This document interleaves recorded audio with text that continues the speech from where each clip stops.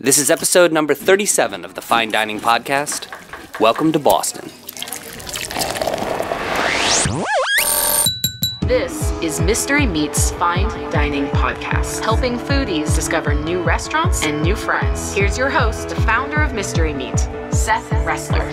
Hello, and welcome to Mystery Meat's Fine Dining Podcast. I'm your host. My name is Seth Ressler. Here's how it works. Every week, we go to a different city, and we find somebody who is really knowledgeable about the culinary scene.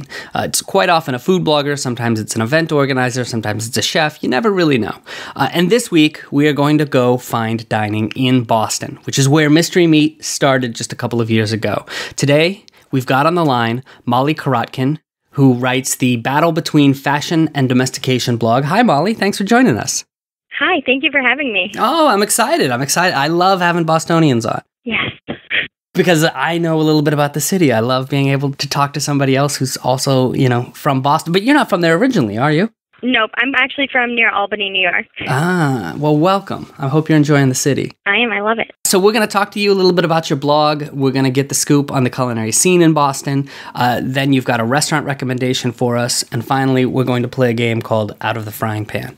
So let's start with your blog. Tell me about the battle between fashion and domestication. So I actually started it in February 2012, and it was kind of just a way to keep everyone in the loop, my friends and my family. I am terrible at keeping in touch with everyone, so it was kind of a way to let them know what I was doing and also post some recipes to make at home, but mostly just do what I love, which is go to restaurants and review food and let friends and family know where to go if they're ever visiting. So it was just a lot easier just to start a blog. And one of my main things is I like to go to the highest rated restaurants in Boston from A to Z and see if I agree with them, see if I don't agree with them, see if they're living up to their hype or not. And this is highest rated on Yelp? It's highest rated on OpenTable, sorry. So you start by looking at OpenTable. Yeah. So what has your sense been so far? So OpenTable largely been right? It's pretty much 50-50. In the beginning, it was all right, so it made me feel like it was almost pointless. But then I started finding some places that weren't that great. So some of them agree and some of them really don't. So maybe it's you. So some are just really wrong. And do you find that Yelp matches OpenTable, or does it tend to be different? Do you cross-check with any other sources? Yeah, I also look at Yelp. Yelp is usually more spot on to what I actually agree with. OpenTable has a lot of high ratings, but Yelp seems to be a lot more honest, or at least honest with what I think. All right, so I want to talk to you about Boston, but before we do, you've got a trivia question for me. Yes. So how many years was Christmas banned in Boston in the 1600s? Christmas was banned in Boston? It was. Does Fox News know about this? I hope so. I don't know. I don't know. All right, we're going to come back to this, as we always do. The reason why, because it's just a tease. Mm-hmm. And we'll find out how many years Christmas was banned in the city of Boston. Talk to me about Boston. You've been there about 2 years now. Yep. First of all, tell me what it's like coming to Boston from a smaller town. Yeah, so I was from a super tiny town where there's mostly cows and not many humans. I moved to Boston because New York City was too big for me and it was too dirty. I'm a huge clean freak. So I moved to Boston and I love it. It's not too big, it's not overwhelming, but it's small enough that you can really explore a bunch of places. But I do find new places every day, which is amazing. So I love everything about Boston. Back up here. You're saying you find Boston to be a clean city? Yeah, it really is. All right. It's a lot cleaner than New York City. Probably, I will give you that. Probably cleaner than New York City. Yeah. How big was the town that you were coming from? Oh, I don't think there was a restaurant in the town that I came from. So how did you become a foodie? I guess it was kind of gradual. I went to school in Western New York. There was some food there, not much. And then I moved out here and I just started going out to restaurants, learning more about it, trying to cook myself because I was never a big cook, and started realizing how hard it was to get what I was getting in the restaurants and realized that I love food, I guess. So do you have any favorite neighborhoods that you would tell people to explore if they're coming to Boston? Yeah, definitely Fort Point Channel area. It's kind of near the water. It's also near South Station. There's a lot of little areas. People don't usually cross over the bridge, but there's things that people might know, like Flower Bakery is really popular, and Drink. But then there's a new one called Trade. There's a few places right near there that are really good. So let's go through some of these because, I lived in Boston for a couple of years and I know some of the areas. Flower Bakery is Joanne Chang's. Yep. She's got a couple of locations now. Yeah. Talk to me about Drink. Drink is Barbara Lynch's, and it's kind of this subterranean place where you can tell them what you're interested in. I pretty much go and just say grapefruit and sparkly, and they will throw together a drink for you off the top of their head. So I love it, and they also have really good bar bites. And I've only been there once, but I don't think you can actually go in and order. Like, you can't walk up and say rum and Coke. They won't let you do that, right? No. They want to know what you're in the mood for, what kind of things you like. They want to make it for you. Right. It's like a mood drink. Yeah. Very cool. And what was the Trade? That was the other place you mentioned. Yeah, Trade is new. That's Jody Adams. It's literally a block away from South Station. It's not far at all. And it's really good. I mean, I've only gone a couple of times, but every time that I've gone, it's really good. And they have a really nice bar scene. So after work, it's a great place to go. So I've heard about this. Jody Adams is a fantastic chef. Yep. Who's known for her other place over by Harvard. Yep. Called Rialto. And we actually just held a mystery meat dinner there, hosted by Bianca Garcia of the Confessions of a Chocoholic blog. And Jody Adams was nice enough to actually show up and greet everybody who came to the mystery meat dinner. So that's one of the neighborhoods. What other neighborhoods are worth exploring? Anywhere in Cambridge, really. So anywhere near Central, Kendall, Inman. A lot in Inman, actually, has been coming up. There's a lot of new places in Inman. Yeah, talk to me about some of the places there. Okay, so there's Journeyman, which I actually haven't been able to go to yet, but it's top on my list. There's a lot of new bars, like Back Bar. There's Puritan and Company. All right, so anywhere in Cambridge, any of the squares, but in particular Inman. Oh, Craigie on Main, obviously. It's a huge one. Oh, so yeah, we you got to tell people about Craigie on Main is the best meal I've ever had. Yeah, me too. I love Craigie on Main. I'll tell you a story. So I was dating a girl at the time, and I just picked her up off of work. And, it was both this kind of, we'd been working, we were tired, we were just looking for a place to go. And I was like, just go online and find some place. And she finds this place called Craigie on Main. And I didn't know what it was yet. Neither of us knew. And so we sort of roll in there on like a Tuesday night. And we look at the menu and we see the prices, and we were not prepared. No. Yeah, it was one of these real embarrassing, like the hostess seats you and you're like, oh, I just got a phone call. We got to go. That is not a place to go unprepared. No, it is really not. But oh my gosh. When you go, it's really good. So tell me about your experience at Craigie on Main.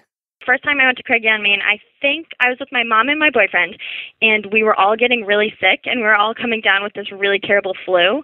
So we sat down, and we're like, I don't know if we're actually going to be able to stay for this. We all feel really nauseous and not hungry at all. But we had made the reservation like a month in advance, and we were super excited. So we sat down. My boyfriend actually fell asleep on the table. Oh, jeez. Yeah, it was really embarrassing. And I wasn't hungry, so I was just picking at my food. They kept bringing us more and more things, and they were like, we're so sorry that it's taking a while. And we're like, oh, well, this is terrible. We hate it. Then I had to go back for my Boston A to Z because it's the highest rated C on OpenTable, so I had to go back. And we had the best time. It was amazing. We sat right at the bar looking into the kitchen, and it's kind of loud, so you can't really have a conversation. So sitting at the kitchen is the best thing to do because not only do you not have to talk and you can't hear each other, you can just watch everyone. So it's really amazing. Nice. Have you had the burger there yet? I'm not a big burger person. I'm telling you, this is a $20 burger, and there was a big controversy because they took it off the dining room menu. You can only, I think, get it at the bar now. Yeah. And it's a good burger. I'll try it. I don't want to force you, but... I mean, I'll try it. All right, so that's Craigie on Main. Talk to me about some of the chefs that we should know in Boston. Yeah, well, there's a lot of big ones, like Barbara Lynch and Ming Tsai. Barbara Lynch, who's sort of like the godmother of dining in Boston. I know there's a lot. Give me some of the restaurants that she's got. Yeah, there's Menton. She has Drink, actually. Sportello, Number 9 Park. She also has Stir, the cooking class. And her places are very high-end. Oh, yeah. I think they're more expensive than Craigie on Main. Oh, yeah, no, they definitely are, yeah. Cool. Ming Tsai, who a lot of people know because he's got a television show. Yeah. And he has blue ginger in Wellesley, which is one of my favorites. I have never been there. Tell me what that's like. Oh my gosh, it's so good. Not only is he's really allergy conscious because I think one of his sons has severe allergies, but it's Asian food and it's kind of a fusion between Asian and American food, and it's one of my favorite places. They have the best lobster dish I've ever had in my entire life. So I went there for my birthday actually this year. That's where I chose. Mm-hmm. And he came over to the table and he was super nice to everyone. Oh, very cool. What about events? What are some of the big foodie events that happen in the city of Boston? Yeah, so one of my favorite ones actually just happened. It's Super Hunger Brunch. And it's by the Greater Boston Food Bank. And so it's places that don't always have brunch. They provide brunch, I think it's Saturday and Sunday in January, one of the weekends in January. And every single penny goes to the Greater Boston Food Bank. So it's really great, especially I remember last year I went to 80 Thoreau. I don't know, it might have been right after you left. It's in Concord. No, I don't know that, yeah. That's great. So they actually don't have brunch, but they did it just for this, and it was unbelievable. Very cool. And that happens what time of year? I think it's in January. Okay. And then another one is Taste of the South End, which is in March. And it's pretty much just a bunch of people showcasing their restaurants. I think it's only in its second year this year. Now, South End, that's the same as Southie? No.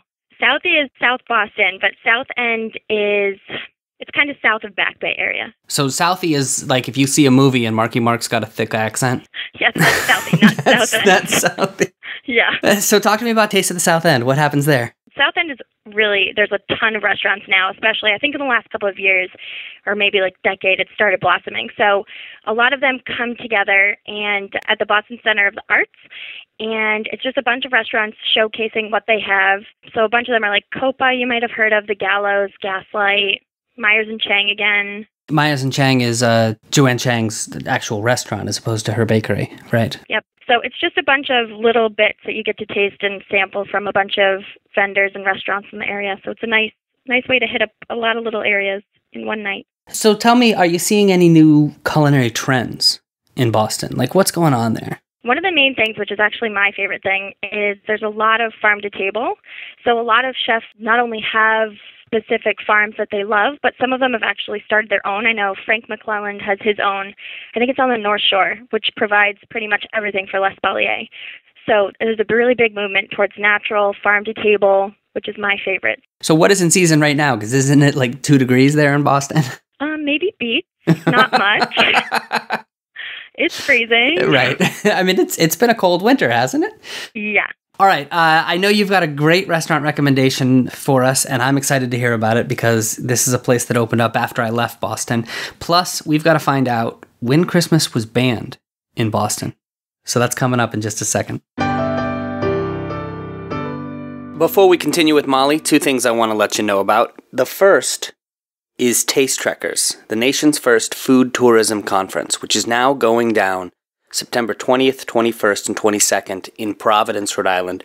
We had a successful Kickstarter campaign. Thank you so much to everybody who helped out, everybody who pledged some support, everybody who helped spread the word. We couldn't have done it without you. I am working on getting the thank you page up on the Taste Trekkers website. It's going to take me a little bit because there's so many people to thank, and I want to make sure that we get everybody, but really, I really appreciate it, and we're really excited about this event. This event is designed for anybody who plans their vacation around food. So when you travel, if the first thing you do is hop onto Yelp or go on to Chowhound and find out where all the cool places to eat are, this is absolutely an event for you. The whole thing is being headlined by Chef Matt Jennings of Farmstead, who's a fantastic chef from right there in Providence. He's been shortlisted for Best Chef Northeast by the James Beard Awards again this year. On top of that, we have a cocktail reception, we have a food truck circle, we have a tasting pavilion, tons of breakout sessions that focus on cuisines of different regions. It's going to be a lot of fun. Head over to tastetrekkers.com. TASTETREKKERS.com. You can get all the details there. Second thing I want to tell you about is Mystery Meat. And Mystery Meat are these social dinners that we hold. We're doing them in 4 different cities all over the country. In fact, we just held our very first Mystery Meat dinner in St. Louis 2 days ago. hosted by Laura of the Moscow Circus blog. She did a fantastic job helping me put it together at this great little place called The Block there in St. Louis. Here's the way Mystery Meat works. We get a bunch of foodies together to have a meal at a restaurant, but nobody finds out where they're going until 24 hours in advance. So you have to be an adventurous foodie to get on this. You have to be somebody who you're really willing to go out on a limb and try something new. If that is you and you like meeting other people who feel the same way about food that you do, Mystery Meat is absolutely the thing for you. Head over to mysterymeat, M-E-E-T, no A in it, .org, mysterymeat.org. Click the big orange button and get an invitation. We've got them going on right now in San Francisco, Seattle, St. Louis, and Boston, where we started it all. And if you want us to start it in a city near you, all you have to do is get a bunch of friends to sign up. When we see a lot of interest in a city, that's when we'll start one there. All right? mysterymeat.org. Click the big orange button. We are talking to Molly Korotkin. She runs the Battle Between Fashion and Domestication blog in Boston. Which is winning, by the way, fashion or domestication? Oh, definitely the domestication. So what does that mean? That means, are you married? Are you... No, I have a long-term boyfriend who anytime may propose at any time. And hint, hint. Yeah, really. If you're listening to this podcast. Yeah. So it's pretty much like I love high heels, but I also like staying home and cooking, and I don't necessarily like them together. So it's pretty much a battle between getting out and wearing my shoes and staying home and being a homebody and just cooking for myself. So pretty much domestication is winning, but I still do wear my heels. Let me tell you something, and this is just one guy's opinion. If you cooked in high heels, that's marriage material right there. I'll have to test it out, see if it works. All right, you asked me a trivia question. Tell me what it was again. Oh, yep. So how many years was Christmas banned in Boston in the 1600s? So Christmas was banned in the 1600s. Mm-hmm.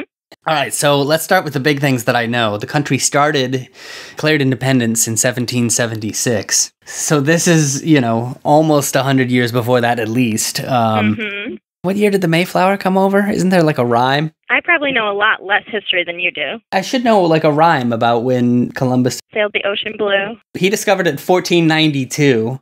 Mm-hmm. Yeah, the few things I know about history are really not helping me out here. There were some Did the Pilgrims ban it? Is that who banned it? Well, it's the Puritans, but you're close, yeah. So the Puritans banned it. Mm-hmm. I'm going to say it was banned for 10 years. Do you want me to tell you? Yeah, tell me, because... Okay, it's 22 years. 22 years? I know, it's a long time. What's the story behind this? I'm not sure. I just know that it's something having to do with the Puritans because they don't like... I think they said Christmas had a lot to do with drinking and celebrating, and these were things that they just did not approve of. It reminded me of the old world, their old country that they came from, and they were trying to set out on their own. So 22 years in Boston, Christmas was illegal. It was completely banned. Wow. All right. Well, it's back now, and that's good. Yeah. All right, very good. Tell me about your restaurant recommendation. What did you pick? Okay, so I chose Bondir, which is one of my favorite places. It actually opened, I think it was about 2 years ago. I think it was in the fall, and it's by Jason Bond. This is actually his first restaurant all by himself. He was working at Number 9 Park at Barbara Lynch's place, and then he also worked with B&G Oysters and the Butcher Shop, so pretty much a lot of Barbara Lynch. And then he also was working at Beacon Hill Bistro, and then he opened Bondir a couple years ago. It's in Cambridge. It's kind of near Central. It's maybe a 10-minute walk, and it immediately became one of my top 5 favorite places in Boston after just eating there one time. So this is a good pedigree if this is a Barbara Lynch disciple who's now set off on his own. I love his name, Jason Bond. He sounds like an international spy, doesn't he? He does. Cool. What type of cuisine do they have there at Bondir? Yeah, so it's actually all seasonal and local, just like my favorite things. He's big into the farm-to-table movement? Yes. Oh, I heard him say it was 90% within a 45-mile radius. So it's all really super, super local, and he gets the produce the day of. So it's all super fresh, yeah. And it's just a focus on New England food and American food done really simply and perfectly. 45-minute radius. Now with Boston traffic, that's like 3 blocks, right? Yeah. I think I meant 45-mile radius. Oh, 45 mile. Okay. It's still really close. Definitely. And he's winning awards or at least being recognized for doing this, right? Yeah, for the James Beard Best Chef of Northeast. I think he was nominated for that for 2012. I know he's on the ballot again for this year because I got an email about it. So you walk in, what is the vibe like? I mean, what does this place look like? It's super simple. There's only 28 seats. There's a fireplace right when you come in, and it's really quiet. So there's kind of benches along the walls, and I wasn't sure what they were, but it turns out they're salvaged church pews, and that's what you sit on to eat. So I sit down, and I'm looking over the menu. I'm thinking about an appetizer. What looks good? Yeah, so the whole menu actually changes every single day. There's a few staples, like you might see beets every day of the week for a week or so, but they're all done completely differently. And the menu isn't divided into appetizers or entrees like everyone else. It's actually, you can choose anything you want in a half portion or a full portion. So it's kind of like a mix and match. So you can get like a half of a dish of this. You can get, they recommend, I think, 3 half dishes. All right. Then you get to taste a bunch of everything. But my favorite one that I had was the Situate scallops. I love scallops, and it was perfect. Talk to me about what makes a good scallop. Nice and caramelized on top, like crispy, but not super crispy, not overdone. Still soft, definitely no sand. That's my biggest pet peeve. Has to be completely cleaned. It's just letting the scallop itself shine through and not overly dressing it in anything is pretty much my favorite scallop. Very good. What else do you recommend? So that's one of my halves. I've got 2 more to go. Oh, gosh. Because math is not their strong suit. Yeah, but the smoked tea braised red broiler chicken, it didn't taste like chicken, and it didn't feel like chicken, and it didn't look like chicken, but it was amazing. I don't know what it was exactly. I just know that it was roasted with guinea hog lardo, and it was, I have no idea. It's one of my biggest mysteries how they did it, and I would love to know. I can't even answer that. So we've got the mystery chicken, and we've got the scallops. Yep. What do we do for our third half? My favorite ones are still the scallops, but I do recommend the beef. If you're looking for beef, the Wagyu beef with the cocoa pasta was a great different change. Now, with cocoa pasta, yeah. How does that work? That seems like an unusual flavor to have in pasta. Yeah, but it turns out it's unsweetened, so it's really not overwhelming, and it's just kind of, it balances out the beef perfectly. After our 3 halves, can we still have a dessert? Definitely. All right, what do you recommend? I always get the semi-Fredo, the elderberry and huckleberry semi-Fredo, and it's on an angel food cake, and it has a red wine frozen mousse and blueberry jelly, and then it has blueberry leather kind of laced in between it with a juniper frost. And I get it every time because it's delicious and refreshing and not too overpowering, not too sweet, and the texture is just perfect. That does sound good. What about price? How much are we going to drop on this meal? So I think halves are around 16 and fulls are around 30. So it's probably, without drinks, without tip and tax, it's probably around 45. Right. All right. So yeah, now we got to do all this math. So 3 halves, $16 a half, and all right. So I mean, yeah, with tax and tip, we're talking maybe $50, $60 a person range. Yep. Good to know. Thank you for the recommendation. Are you ready to play a game? Yes. Maybe. Okay, here we go. This game is called Out of the Frying Pan. Here's how it works. I'm going to ask you for a series of rapid-fire recommendations. Just tell me the first thing that pops into your head. You ready? Yes. You said you write your blog because you want people like your parents to know where to go. What is the best restaurant to take your parents to when they come to Boston? Oh, gosh, the best one to take your parents to. So that's kind of a loaded question. I would probably say... Loaded because you take them to more expensive places because they're picking up the check? Correct. That's exactly why. I'm trying to think of the nicest, expensive place that I could go and they could bring me to. I'd actually probably have to go back to Craigie on Main just because I'm thinking about it now and I really, really loved it. And it is a little bit expensive, so I would definitely take them to Craigie on Main. Are you seeing food trucks in Boston? Yes. Do you have a favorite food truck? Probably Lobster Love. So it's right near where I work, so it's every Thursday, and they have Annie's mac and cheese with a bunch of lobster, huge, massive chunks of lobster in it. And also they have lobster bisque and clam chowder, and now I'm realizing this is kind of a stereotypical Boston thing to say. Chowder. You got to say it in your Marky Mark accent. Chowder. Yeah, there you go. We can't get cocktails at Bondir, so if we want to stop for a place beforehand to get a great cocktail, where would you do that? Definitely Marley Ave. It's my favorite place. It's right near the Commons, and I think it's the third oldest. It's one of the oldest restaurants and establishments in Boston, and they have the most amazing cocktails and the longest list of any cocktail. So Marley Ave is definitely my pick, and they also have delicious bar bites, including escargot, which is my favorite in the whole city. Is there a good vegetarian spot that you can recommend? I just actually went to the Elephant Walk. I know it's been around since like 1991, but I just went there, and it's actually the most foodie-friendly menu I've ever seen in my entire life. You could choose vegetarian, you could choose vegan, you could choose gluten-free. It's Cambodian and French, and it's definitely really caters to everyone. So I would definitely bring a vegetarian there. Do you have a favorite hole-in-the-wall spot? A hole-in-the-wall spot? It used to be a hole-in-the-wall, but I think it's getting more crowded. Back Bar, the head of their cocktails, their number one mixologist was just named Boston's best bartender. So it's in Inman also. And it's just this really small, kind of dimly lit area with some couches and some delicious cocktails. So definitely I'd go to Back Bar. All right, last question. Okay. Hypothetically speaking, if somebody were to take you out to dinner and then get down on one knee. Oh, gosh. And open up a tiny little box with a ring in it. Oh, no. What restaurant would you want that to be? This is definitely a loaded question. Purely hypothetical. yeah, definitely, completely. Probably Bistro du Midi, just because it's one of my favorites, and it's the first restaurant that I actually went to in Boston, and it's right on the Commons, and it's super romantic, and it can be crowded, but you still feel like you're completely by yourself, and it's completely French and delicious, and it's also just really nice and quiet and personal. So definitely Bistro du Midi. All right, excellent choice. And if you want, just for you, I will send a free advance copy of this podcast to your boyfriend. Perfect. That sounds perfect. Yes, please. But you got to wear the high heels while you cook. That's the deal. Fine, I'll try. All right, thank you for playing. Your restaurant recommendation is Bondir. It's located at 279A Broadway in Cambridge, and people can find it online at Bondir, Bondir, Cambridge.com.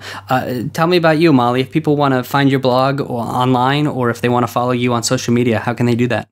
Yeah, so you can actually, it's probably easier just to Google it, which is kind of old school, but if you Google The Battle Between Fashion and Domestication, or it's Molltk, molltk3.blogspot.com. I'm also on Twitter. My handle is the BBF and D. Yeah, it's The Battle Between Fashion and Domestication, but smaller. Who named your blog? Fiona Apple? Yeah. All right, and we will post links to a bunch of this stuff that we talked about up on the Mystery Meat website, so you can head over there. Thank you so much for coming on. I really appreciate you taking the time. Thank you for having me. I had a lot of fun. My name is Seth Ressler. This has been the Mystery Meat Fine Dining Podcast. Couple of show notes. First of all, if you want an invite to a Mystery Meat dinner, head over to the website, mysterymeat.org. Click the big orange button that says Get an Invitation. While you're there, you can check out links, like I said, to a bunch of the things we talked about in the show. You can also now leave us a voicemail. Just click the big gray button on the right side that says Send us a voicemail, and you don't even need to pick up your phone. Just right there from your computer, you can leave a voicemail, and if you say something interesting or provocative, maybe we'll include it in an upcoming podcast episode.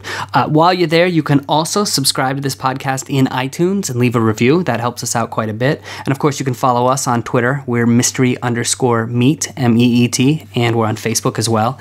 And if you are a foodie, a food blogger, a chef, a food event organizer, anything like that, you want to come on the show and you want to brag about the culinary scene in your town, by all means, click the Contact Us link and send us an email. We would love to have you on as a guest. Thanks so much for listening, and we'll talk to you next time. This has been Mystery Meat's Fine Dining Podcast. You can find links to the websites mentioned in this episode at mysterymeat.org/podcast. Thank you for listening.